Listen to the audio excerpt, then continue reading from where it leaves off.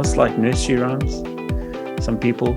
I used to make them up for my own children, actually. I don't know. I just really, as a parent, I remember that. And they still remember them now. I'm not going to sing them because I'm slightly embarrassed. I don't know you guys well enough yet.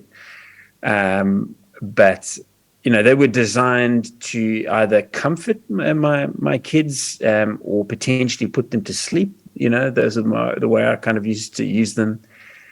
So one of the other reasons I'm not going to sing them to you this morning because I don't want you to fall asleep. So I won't do that. But I'm going to read it just as we start our time together today. I won't sing it. So I'm sure most of you know this one reasonably well. So hush, little baby, don't say a word. Mama's going to buy you a mockingbird. And if that mockingbird won't sing, then Mama's going to buy you a diamond ring. And if that diamond ring turns to brass, Mama's going to buy you a looking glass. And if that looking glass gets broke, Mama's going to buy you a billy goat. And if that billy goat won't pull, Mama's going to buy you a cart and bull. And if that cart and bull turn over, Mama's going to buy you a dog named Rover. And if that dog named Rover won't bark, Mama's going to buy you a horse and cart. And if that horse and cart fall down, you'll still be the sweetest little boy in town. So I don't know if there's different versions of that. Maybe you have different versions of that you might know. Even as I'm reading that, I'm kind of going, geez, there's some weird stuff in there, isn't there? Like who wants a billy goat? I don't know. I don't want a billy goat. And in fact, Billy Goat's gruff is a story I remember as a kid that used to terrify me. So I don't know, maybe I just have a reaction to that. Mockingbird, no. Diamond ring, yep, I'll take that one. Looking glass, that could be useful too. A dog that doesn't bark, that sounds like perfect. So I don't know why you'd want to get rid of that one. So there's a lot going on here, isn't there? But, most nursery rhymes, they don't have an author and a date. We don't really know who wrote it for many of them, where they come from. But it seems the little bit of research I did on this, I'm a bit nervous with Lynn in the room in terms of research and stuff. But I confess I did have a sneaky glance at Wikipedia, which is not a great source, but there you go. But it does originate in one of the southern states, right, within America. Probably, they reckon, at the beginning of last century. And at least my limited analysis of the poem kind of engaging with it, it seems that it's designed to kind of want to put a child to sleep. And as a parent, those of us that have young kids, we know how intense that is and how desperate we want our kids to go to sleep. And this nursery, hush, little baby, don't cry. It's time to go to sleep, And there's a sense I get with this nursery rhyme that the child is restless, battling to sleep. And there's real hope that the song will calm the child as they kind of gently nod off to sleep. But, this particular nursery rhyme actually seeks not only to do this, but promises the world to this child. Right? So many benefits. And this is my reading of it, by the way, disclaimer. So many benefits if they just go to sleep, A mockingbird, a diamond ring, a looking glass, a goat, a cart, a bull, a dog, a horse. Just please go to sleep. And I don't know, I would have gone straight to sleep. That sounds like a perfect deal to me to get all those things, just pretend you're asleep. But, when you really dig into it, and I think that's why this one has been picked, I suspect who's ever been part of the team that organizes it, the subtleties here are really, really interesting in this nursery rhyme. Even if these things break, don't worry, I'm just going to get you a new one, I remember my kids, how stressful that was when we got them an iPad, when they were young or they get their phone or you buy them a toy. And have you ever been in the scenario when it breaks like the next day? Or something like that with a toy, and there's this subtle thing, I'm just going to get you another one. I was like, no, I can't really afford that. But there's a sense in our culture, if it breaks, we'll just get you something else. So there's that happening in the nursery rhyme too. But there's also even something a little bit deeper than that, around that somehow our restless nature can be soothed by getting things, right? At least that's what I see there. Sometimes our restless nature can be soothed by getting things. So now Jesus, and we've read I think it was Mary who beautifully read it for us. I think it was the passage. But we'll get to Luke in a second. But Jesus, in fact, cautions us against wanting more and more stuff. In fact, I think, it's not in my notes here, but I think Jesus spoke more about money than any other topic. I could be wrong on that. It's just coming to my brain at the moment. But I think Jesus is kind of in sympathy in some ways with a kind of a reading of this poem in this way. So in Matthew 6:19 to 21, Jesus is in sympathy with the nursery rhyme in the sense that things break, right? The stuff that we have break. He says, do not lay up for yourselves treasures on earth, where moth and rust destroy, and where thieves break in and steal. But lay up for yourselves treasures in heaven, where neither moth nor rust destroys, and where thieves do not break in and steal. For where your treasure is, there your heart will be also. So, Jesus realizes things break too. But Jesus also cuts against some of the assumptions, the deeper assumptions that may be running through this nursery rhyme, that more and more things can relieve our restlessness, right? So life isn't about how many things we have and can get. No amount of stuff will eventually hush us to sleep from the restlessness and anxiety that we all experience in life. So that's, the passage that was read, Luke 12, Jesus says, take care and be on your guard. It's like quite an active thing, hey? Like be on your guard against all covetousness or greed. And I think that I wrote it down, was it in the translation, all kinds of greed, I think was the passage that Mary read. There's variations of what greed could look like. For one's life, Jesus continues, does not consist in the abundance of one's possessions. So I think I would suggest at least that in this nursery rhyme, that Jesus is warning us against the dangers of consumerism. And that's kind of what I want to focus in on today. Now, again, I've been told, both when I led a church and my students tell me I've perfected the art of the disclaimer. So I just have to throw one in quickly before I get into the details. And that is that I'm a consumerholic. So when I'm sharing some of this stuff with you, I don't want you to hear that I've kind of got this all worked out, right? I battle with being in this culture as much as all of us do.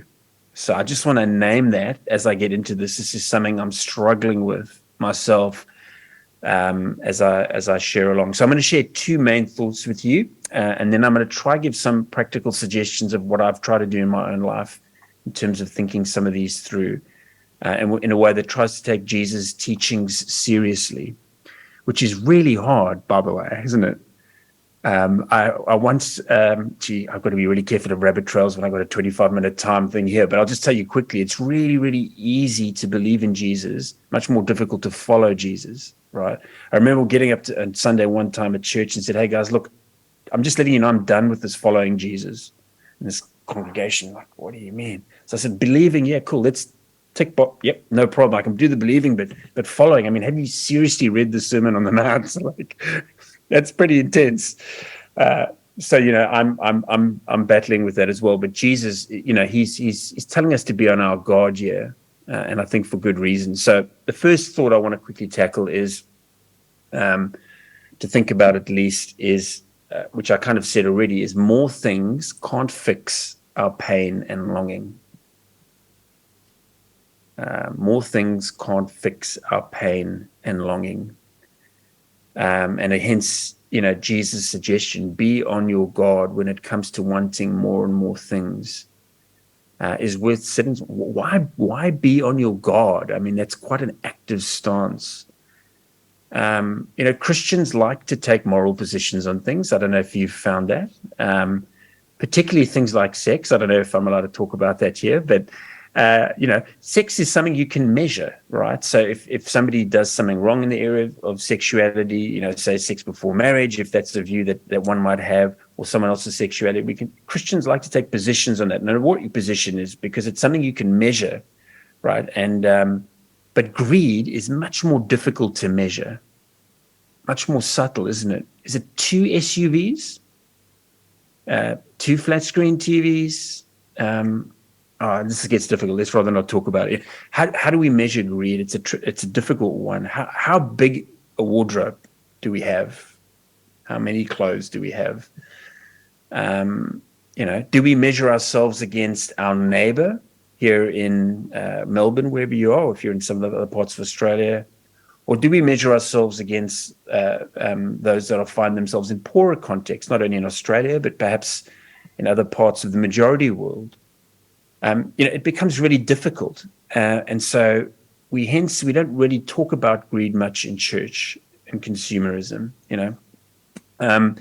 So this next sentence, again, you don't have to agree with me. I always tell my students that as I go on. But this is the way I think about it, at least, is that I think we're part of a global capitalist system that is constantly marketing and advertising to us that we need more and more things.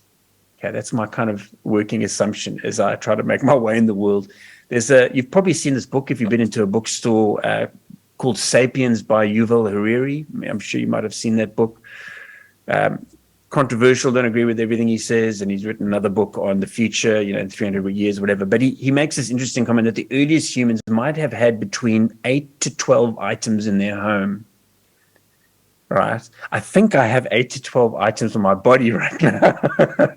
I could count, but I'd be pretty close to that, And as you I can't show you my whole library space here, but I got a lot of stuff going on here, right? So, but this advertising system is everywhere, right? Wherever you go, I don't know, sometimes if you're driving on a road, you just look around, there's advertising going on everywhere, But it's become more insidious, hasn't it? Probably the last 10 years. So it's on our phones now. It's on our computers.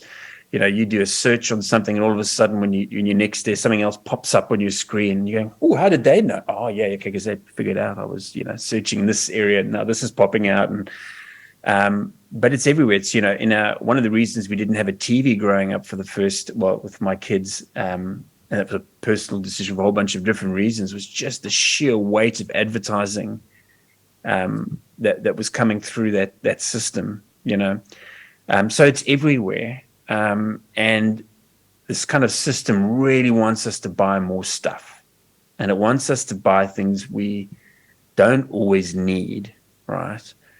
And the system is even a bit more trickier than that. There has something called built-in redundancy. Have you ever heard of that? So they actually build systems to not last today. I've noticed that because my blimmin' iPhone keeps conking out on my earphones. It's the left one that always goes. I don't know what it is about the left one. That's so same with washing machines, light bulbs. They're built in the system, so actually it starts breaking down at some point, so you can buy something else. There's a term for that. And so, those of you who've watched The Matrix, my daughters have started watching it, and it's so nice to watch the early versions with them because, of course, the new ones come out. I can see Rachel. Are you smiling? You're a Matrix fan, maybe not. But The Matrix is interesting, and people use it for different reasons. But I sometimes think with this global capitalist system that we're in, that we are we're almost in a matrix, and we don't even know it sometimes. It's just so hard when you're swimming in this water of life to kind of see things differently. It's hard to be content with our old phone that works sometimes, or, content with our clothes that are now slightly out of fashion,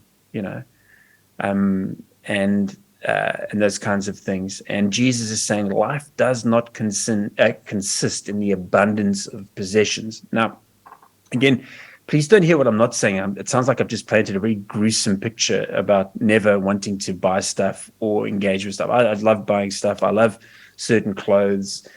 I love certain furniture. I love certain pieces and works of art. I think the challenge is what Jesus might be on about here is it's more about that inner state. If we think buying these things are going to make us a certain way or relieve our anxiety, that might be the challenge. Not that things are wrong in and of themselves. There's a philosopher called Alan de Botton. I think I'm pronouncing his surname right, but and he wrote a book called Architecture of Happiness, which is a really interesting book. And the book itself speaks about, buying works of art aren't going to make you happy or bring out this specific, solve your problems or things like that. And he makes a comment that, one of the things the Nazis did is they stole all this famous art. And there's this picture of these amazing artworks, and there's Goering and Goebbels walking past them. Just having the right art ain't going to make you nice people, right? But to Alan de Botton's point is it actually can accentuate the very beautiful parts of who we are and what we might want to be. And that's a different angle to come at, in terms of art and things. And it's part of who we are and how we move in the world. So please don't hear what I'm not saying. I'm not saying don't ever buy anything and that, but it's about filling that hole and buying more and more stuff. So there's also been research, something on the golden triangle of happiness. Sometimes you see that flick through ABC quite a lot. Has anybody heard of that?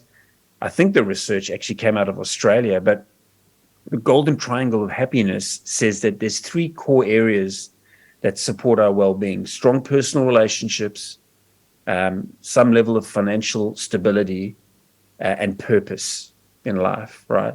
And the studies in Australia show that we get very little improvement in our well-being when we earn over $30,000 per annum. Now, that's, we all come from different spaces, but the research seems to indicate that the incremental benefit of earning more than $30,000 per annum doesn't increase our well-being massively. Up to 30,000, it actually does, but not so much over, right? But what is it about relationships and purpose, the life where things are in? I've just started reading a book by Lisa Miller, who's a professor at Columbia University, entitled The Awakened Brain. If you haven't got it, it's really worth having a look at. And she suggests that spirituality and being part of a religious community is actually protective against depression and anxiety, right? Things that obviously we would know work against our sense of happiness. And due to her research, particularly the recent stuff, shows that those who are involved in religious practice actually have changes in their brain structure. There's the thought. So we could delve into that a lot. But in the same way that it would be protective against areas of depression, So being part, again, you can see that part of that triangle of relationships and a sense of purpose. I think all of us have had the experience of that feeling when we buy stuff, that initial wave or high, right, that we get. But we do know that it wanes off over time. Again, I could see some people nodding. So buying more and more things ultimately doesn't fill our hole in our hearts and release us from the anxiety. And in fact can make it worse. And the difficult part of this, which leads me to my second kind of major point, is, we're never satisfied, but the further dangers of our limitless quest for more is the resourcing problem. Right? And I think Lynn actually prayed when you were praying, and I was thinking about this as well. You spoke about the resources and the way we treat the resources in our planet. So my second contention is not only does buying more and more things not fill our whole restlessness, as Jesus said, life does not consist in the abundance of possessions, but 2, buying more and more things is likely going to destroy our planet, right? So I think, again, I read, it's not in my notes, but that we need about 8 Earths amount of resources for the whole world to live at the standard of living that the Western world live at. 8 Earths. That's a lot of resources, right?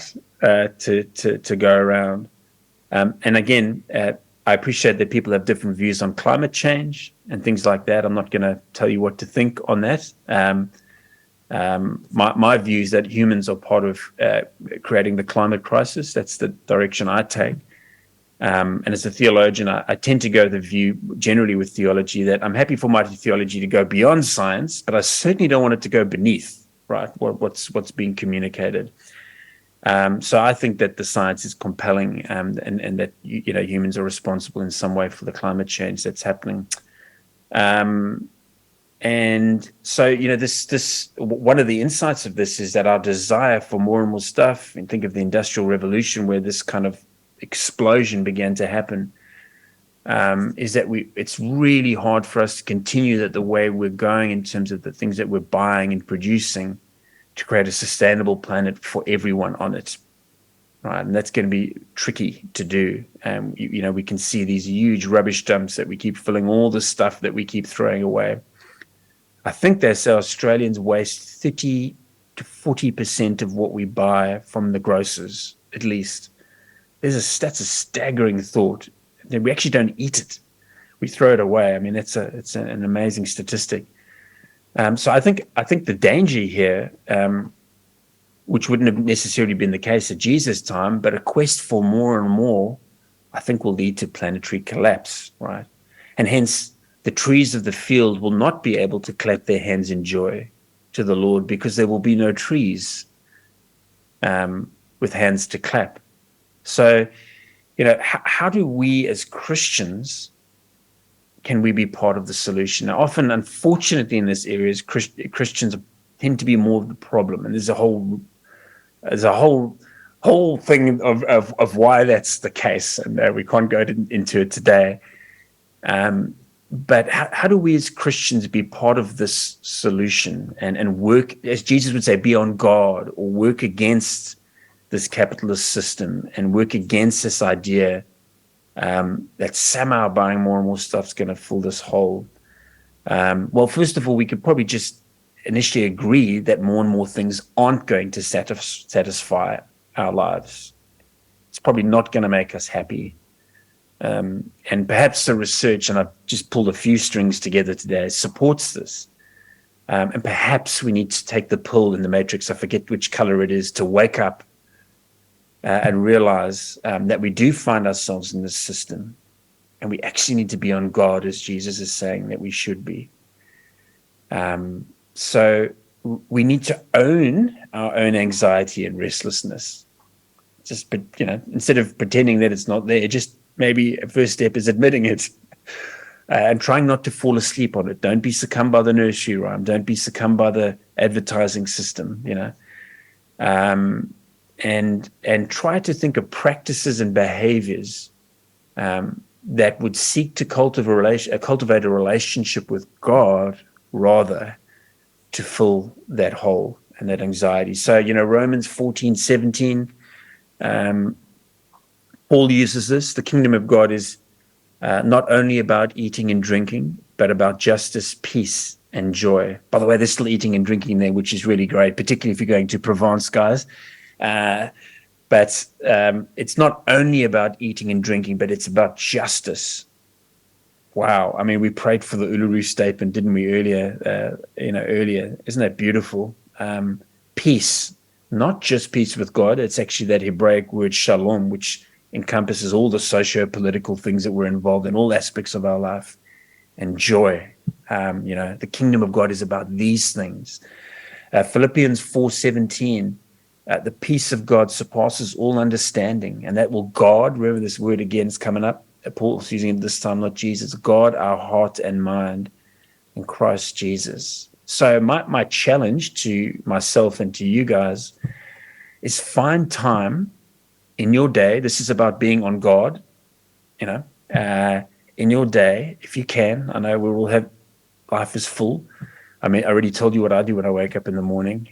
God doesn't exist until I have my first cup of coffee. No, that's not true. But, find time for meditation. Find time for prayer in your day. See if you can cultivate your spirituality. Now, people do that in different ways. We will come from most of us maybe here from the Church of Christ tradition, but there's lots within the Christian tradition that we can use as a resource in terms of connecting to God, right? So meditation, prayer. I read a lot of John O'Donoghue. I don't know if anybody's come across his material, Celtic mystic. Again, some people are nodding. I've just been to the west of Ireland and come back from his area, and we went past his grave, which which wasn't planned, but there you go. So, what are the practices in our individual lives that we can cultivate, in a sense, to be on God, to realize that buying all those things is just not going to fill our anxiety and restlessness, but perhaps God can. That will surpass our understanding as a way of being on God. Second one is find a faith community to be a part of. Now, I'm speaking to the converted here. I realize that, right? In this sense. But at least realize how important it is. And the research is showing this, as Lisa Miller from Columbia University has demonstrated quite convincingly, and the Golden Triangle that was more broadly around relationships. But her research is actually faith communities and spiritualities particularly, which is really interesting. So, being part of a faith community fosters relationship with others, but also provides a protective factor against depression and anxiety. It also provides purpose, which is one of the other parts of that Golden Triangle that I mentioned earlier. The practices that we've even done here today, we sang together, didn't we? That song by Matt Redman from Soul Survivor. We prayed together. Terry led us in communion together. These are practices within a faith community that shape us in a way that we can positively participate in God's kingdom. It's not an end in itself. It's a way that we come together to foster relationships, connect, find a sense of purpose. But then, as Paul said, we go out and we bring justice, we bring peace, and we bring joy. And these practices that we're doing together right now is part of that. So I think I'm talking too long. I think I've got 2 more minutes. I'm going to give a few little thoughts that I think might be helpful. So how do we be on guard and fight against the matrix global capitalist system? That sounds dramatic. So just a few little things that I've found helpful. Take them or leave them for yourself. Buy sustainable if you can. Patch your clothing if you can. Sometimes I know it's a bit weird, but shop secondhand if you can. Sometimes, not all the time. I get it. I saw something in Dublin that I just said I have to have. That's me. Yeah. So be kind to yourself. God's not angry with us, but on the whole, see if we can cultivate more and more of these practices in terms of buying secondhand and asking, do I really need that 5th coat? Or something like that. So it's just a question that we ask ourselves. Doesn't mean we won't buy it, but ask the question. 2, eat sustainably. That's a bit more controversial perhaps for some. If you want, I can send you some of the research that I've written and published in that space. For me, that's been about eating less meat for a whole bunch of different reasons. And we can go into, or we can't go into that. We don't have time. But if you want, you can email me and I can send you some of the stuff that I've written on why that's important as well. Thirdly, use public transport when you can. Hard in Australia. I get it. We're trying. Easier in Europe. You can get a train from Paris to Provence, can't you, in 3.5 hours? But I keep talking about Provence. You can see I really want to go back there. Anyway, 4, just ask yourself the simple question, do I need this or do I want this? It's not bad to want something, but just ask yourself that question, because sometimes we get those confused. I'm getting there. I'll close in a second time. If I want this, so that's the 5th thing. If I want this, why do I want this? Would just be a useful next step. Why do I actually want this? I'm a Nottingham Forest supporter they've just got back to the Premier League after 20 years. I really want a Nottingham Forest jumper, and I bought one, just to admit that publicly. Do I need it? Probably not. But just kind of have those kind of questions. And then 6, something that I've tried to do, finding it more and more hard to do, is a Sabbath, right?